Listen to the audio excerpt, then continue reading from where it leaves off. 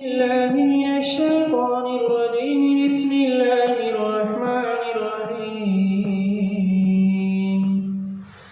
يا أيها الذين آمنوا اتقوا الله حق تقاته ولا تموتن إلا وأنتم مسلمون. Oh, you who believe, fear Allah.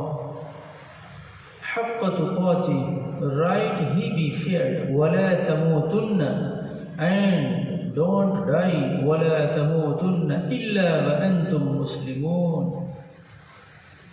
except as Muslims.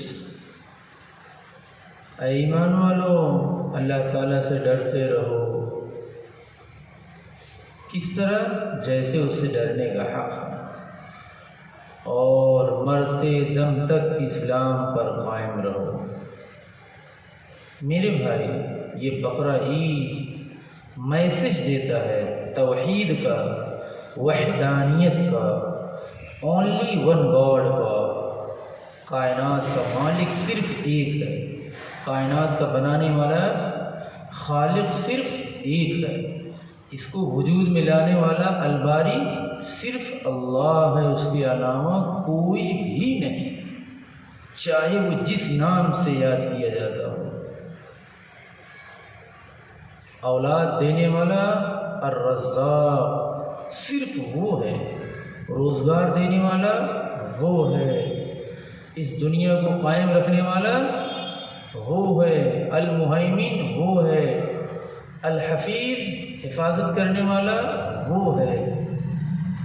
ذات میں وہ اکیلا ہے اور اس کی صفات میں کوئی شریک نہیں, نہ ذات میں نہ صفات میں, نہ اس کی پرسنالٹی میں نہ اس کی کوالٹی میں کوئی بھی شریک نہیں, کسی کا اس میں کوئی شیئر نہیں, کسی کا کوئی ڈسٹریبیوٹ نہیں.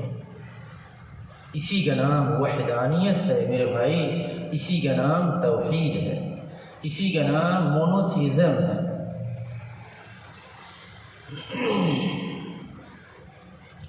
اگر ہمارا یہ ڈاکٹرین ہے, یہ نظریہ ہے, تو اللہ کی قسم ہم توحید پر قائم ہیں, ورنہ ہم اپنے ڈاکٹرین اور نظریہ کا جائزہ لیں.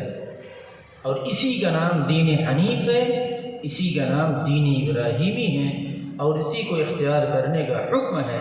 یا ایھا الناس وحدوا اللہ, اے لوگوں توحید اختیار کرو, توحید.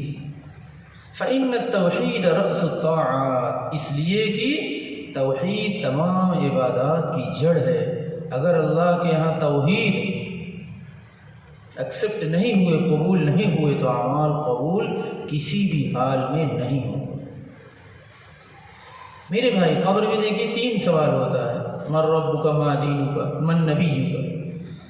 تینوں کی اصلیت توحید ہے, وحدانیت ہے, اور تینوں کا تعلق عقیدے سے, ڈاکٹرین سے, نظریے سے. تینوں کا تعلق وحدانیت سے.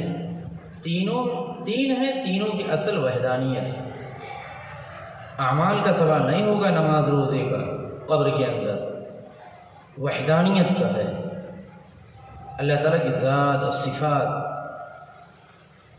اعمال کا حساب نہیں لے رہے. اس سے پتہ چل گیا کہ سب سے پہلے خدا تعالیٰ کے ہاں اگر ہمیں کسی چیز کا سامنا کرنا ہے تو اپنے عقیدے کا سامنا کرنا ہے. اعمال کا حساب تو محشر میں ہوگا, قیامت کے دن ہوگا, لیکن دنیا میں جس دن ہمارا جنازہ اٹھتا, قبروں میں ہم جاتے ہیں, سب سے پہلے عقیدے کا سوال ہوگا. اگر ہمارے عقیدے درست نکل گئے, اعمال انشاءاللہ قبول ہوں گے. اگر عقیدے اللہ نہ کرے ہمارے درست نہ ثابت ہوئے, انشاءاللہ الرحمن, اگر اللہ نے چاہا پھر ہم بچ نہیں پائیں گے اپنی بدعقیدگی سے. کتنی لوگ ہیں بدعت میں خوب مبتلا ہیں, شرک میں مبتلا ہے, اعمال ان کے بڑے اچھے ہیں, بہت نماز پڑھتے ہیں, تہجد پڑھتے ہیں, جب دیکھیے تب مدینے والے پر سلام درود پڑھتے رہتے ہیں, خوب گنگنا رہے ہیں, لیکن اللہ کے یہاں بدعقیدگی کی وجہ سے ان کے اعمال قبول نہیں ہوں گے. کیوں؟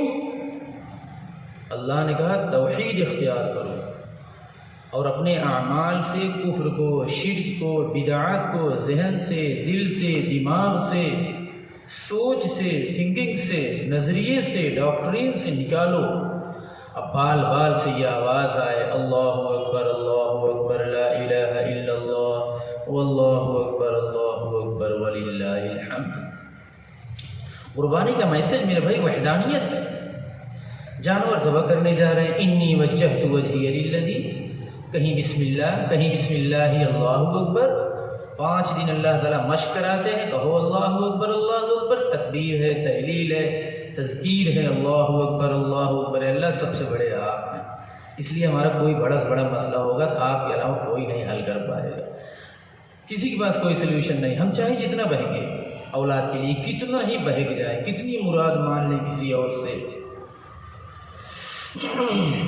لیکن اللہ ہم کو توحید کا عادی بنانا چاہتے ہیں، عادی بنانا چاہتے ہیں۔ حاجی لوگ کیا کرتے ہیں؟ اللہ اکبر لا الہ الا اللہ واللہ اکبر، اللہ یہ سب دیکھیے تکبیر ہے، تحلیل ہے، توحید کا عادی بنانا چاہ رہے ہیں تاکہ ہمارے دل دماغ سے کفر، شرک، بدعت، رسمیں، رائٹس، رسوم سب نکل جائے،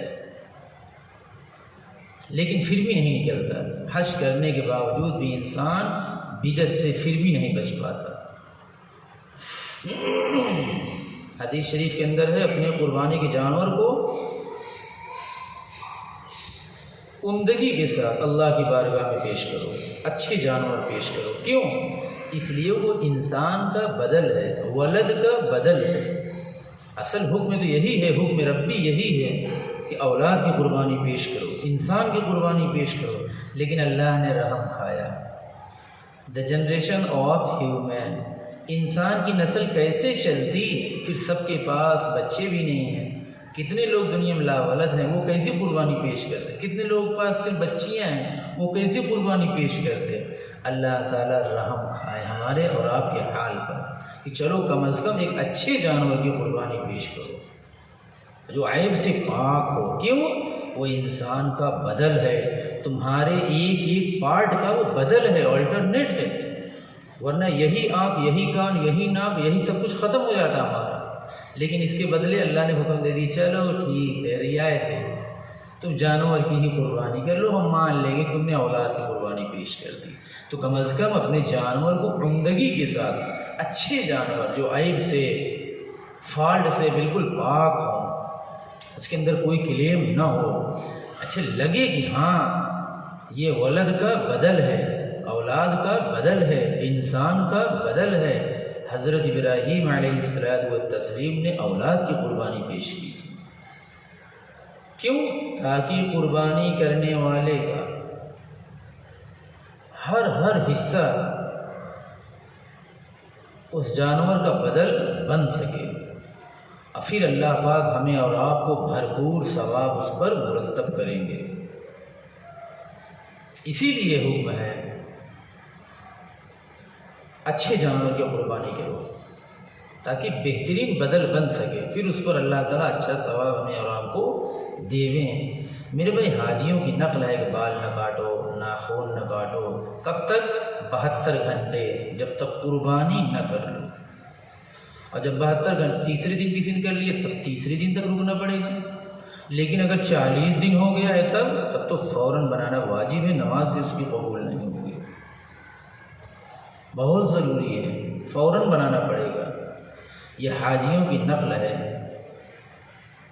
کہ جیسے حاجی اللہ کی بارگاہ میں جا کے پڑ گئے کہ اللہ جب تک بخش نہیں دیں گے تب تک ہم نہیں جائیں گے، بس اسی طریقے سے تم بھی مست رہو اللہ کی